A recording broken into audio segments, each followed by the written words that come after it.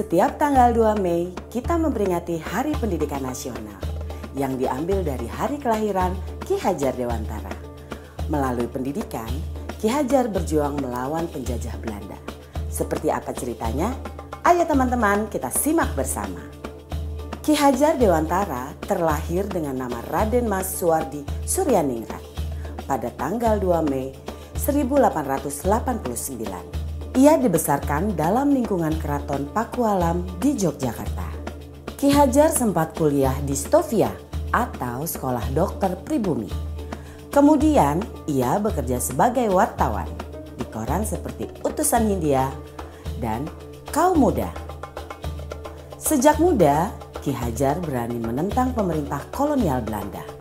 Bersama Daus Dekker dan Cipto Mangunkusumo, ia mendirikan Indis Partij pada tahun 1912 yang bertujuan mencapai Indonesia merdeka. Akibat kritiknya pada pemerintah Belanda, dalam tulisan Seandainya Aku Seorang Belanda, Ki Hajar diasingkan ke Pulau Bangka. Daus Dekker dan Cipto Mangunkusumo membela sahabat mereka, sehingga akhirnya 3 serangkai ini diasingkan bersama-sama ke negeri Belanda. Masa pengasingan di Belanda dimanfaatkan Ki Hajar untuk mendalami dunia pendidikan dan pengajaran. Pada tahun 1919, Ki Hajar kembali ke tanah air dan terus mengkritik pemerintahan kolonial Belanda lewat tulisan-tulisannya. Akibatnya, ia pun sering keluar masuk penjara. Tanggal 3 Juli 1922, Ki Hajar mendirikan Lembaga Pendidikan Taman Siswa di Yogyakarta. Sejak saat itu, Suwardi Suryaningrat memakai nama Ki Hajar Dewantara. Anak-anak dari semua kalangan, baik ningrat maupun rakyat biasa, bisa bersekolah di Taman Siswa. Perguruan ini memiliki semboyan Ing Ngarso Sung Tulodo, Ing Madyo Mangunkarso, Tutwuri Handayani. Artinya, di depan memberi contoh, di tengah membangun semangat, dan di belakang memberi dorongan. Prinsip ini berlaku untuk semua pamong atau guru dan murid di Taman Siswa. Setelah Indonesia merdeka, Presiden Soekarno mengangkat Ki Hajar sebagai Menteri Pendidikan pertama. Semboyan Tutwuri Handayani pun hingga kini tetap dipakai dalam dunia pendidikan Indonesia. Bapak Ibu calon guru penggerak telah menyimak video profil sejarah Bapak Pendidikan Nasional kita Ki Hajar Dewantara.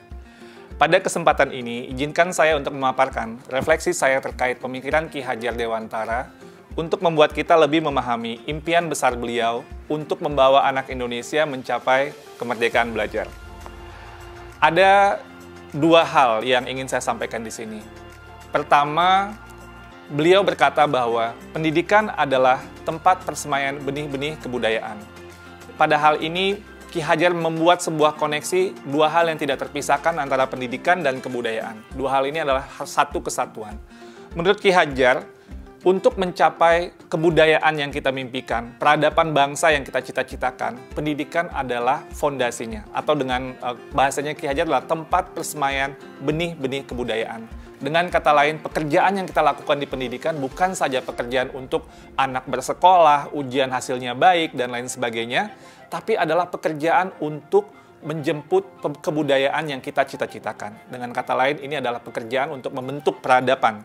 Jadi ini peran yang sangat penting antara pendidikan dan kebudayaan. Dua-duanya adalah satu ikatan yang tidak bisa dilepaskan. Yang kedua, inti dari filsafat Ki Hajar Dewantara itu adalah perubahan. Dalam hal ini, bagi saya, analogi yang tepat untuk filsafat Ki Hajar Dewantara itu adalah seperti tata surya. Selalu bergerak, selalu tidak pernah berhenti dari waktu ke waktu, dia tidak pernah statis. Karena itu, bagi Ki Hajar, kebudayaan tidak boleh statis, harus terus bergerak. Dalam upaya pemeliharaan kebudayaan, bagi Ki Hajar, itu harus terus bergerak sesuai dengan kodrat alam dan kodrat zamannya. Jika kebudayaan itu terisolasi, kebudayaan itu akan menuju kehancuran. Pendidikan pun juga sama, tidak boleh statis. Pendidikan harus terus berubah, menjawab tuntutan zamannya. Karena sepertinya kalau dalam tata surya itu, kalau Bapak Ibu bayangkan, kalau planet itu berhenti bergerak, statis dia, itu akan terjadi sebuah chaos, sebuah kekacauan. Dan itulah yang dilihat oleh Ki Hajar bahwa semuanya itu harus terus bergerak dan bergerak, tidak pernah berhenti. Artinya perubahan adalah hal yang kekal, yang harus terus terjadi. Selanjutnya, planet-planet itu pun dalam tata surya tidak ada yang sama. Di sini terlihat keberagaman. Ada planet Merkurius, ada planet Venus, ada Bumi, ada Mars, dan seterusnya. Dalam melihat planet-planet ini, inilah yang kita juga lihat dalam kebudayaan dan pendidikan. Dalam kebudayaan menurut Ki Hajar tidak ada yang sama. Ada kebudayaan yang mungkin seperti Mars, ada seperti Bumi gitu ya, tapi tidak bisa disamakan. Ketika kita melakukan pertukaran kebudayaan, itu bukan untuk menyamakan semuanya, tapi untuk menguatkan identitas dari masing-masing kebudayaan. Dan kebudayaan itu terus berputar dan terus berputar kepada sumbu yang sama. Dan dalam filosofi Ki Hajar, sumbunya ini atau di mana semua planet itu bersumbu itu adalah nilai-nilai kemanusiaan. Dan ini yang menjadi hal yang esensi dari semua kebudayaan, dimanapun kebudayaan itu berada. Baik itu kebudayaan di Indonesia yang beragam maupun kebudayaan dunia yang juga sangat beragam. Esensinya menurut Ki Hajar adalah nilai-nilai kemanusiaan. Pendidikan pun juga sama. Anak tidak pernah ada yang sama. Dua anak kembar itu tidak pernah sama persis, bahkan kembar siam sekalipun. Fitrah dari penciptaan dari Yang Maha Kuasa itu adalah keberagaman. Menurut Ki Hajar, biarkanlah anak-anak itu memiliki keunikannya sendiri-sendiri. Ibarat planet-planet tadi, mereka bergerak dengan kecepatannya sendiri-sendiri.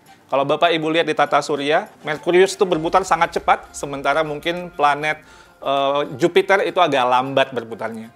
Dan ini mereka juga berputar dengan kecepatannya sendiri-sendiri sesuai dengan orbitnya masing-masing. Masing-masing punya cerita di dalam planet yang berbeda-beda. Jadi tidak bisa dipaksakan Bumi itu harus menjadi seperti Saturnus atau Neptunus itu menjadi Merkurius.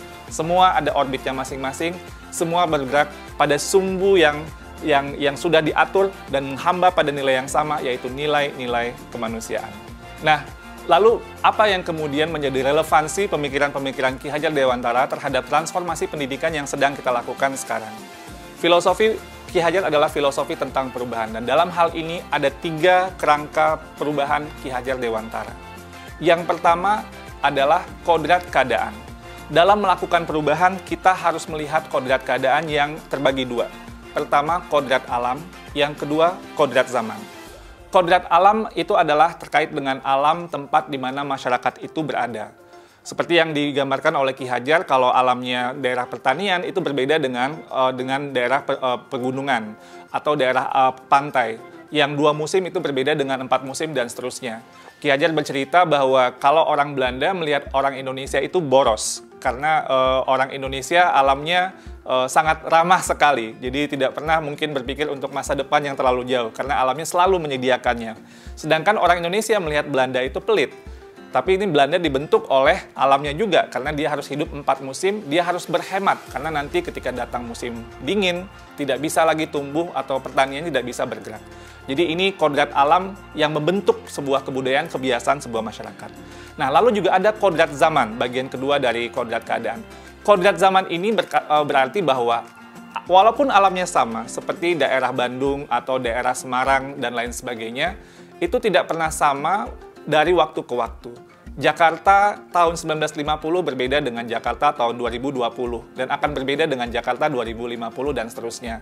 Masing-masing zaman itu memiliki tantangannya sendiri-sendiri.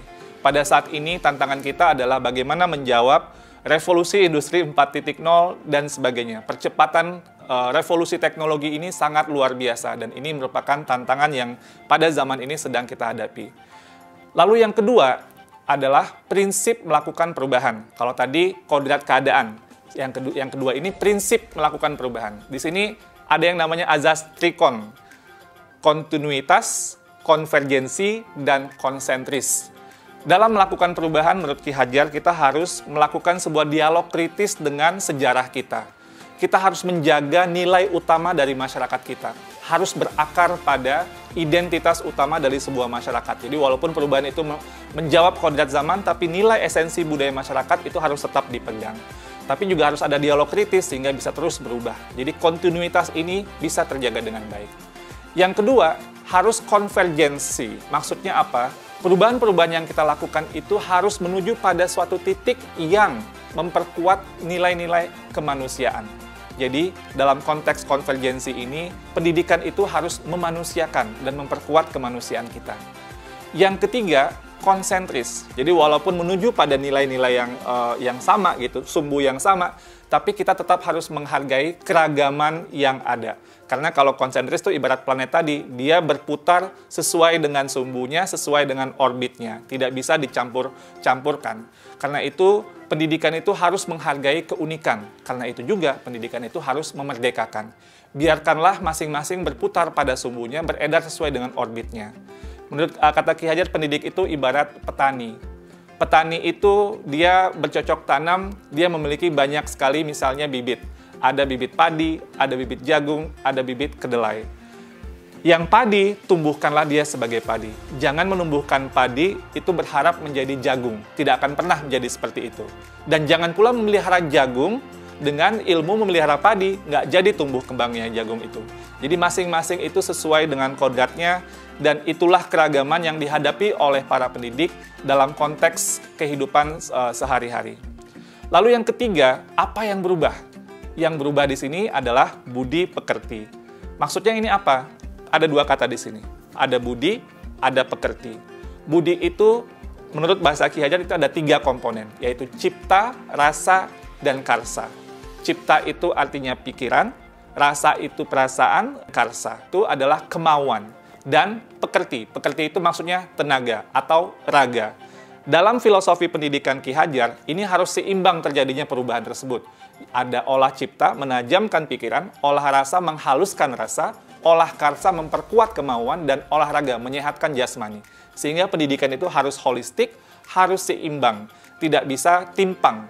Kalau pendidikan ini bisa kita lakukan dengan seimbang, menurut Ki Hajar, ini akan terjadi kesempurnaan budi pekerti yang membawa kita pada kebijaksanaan.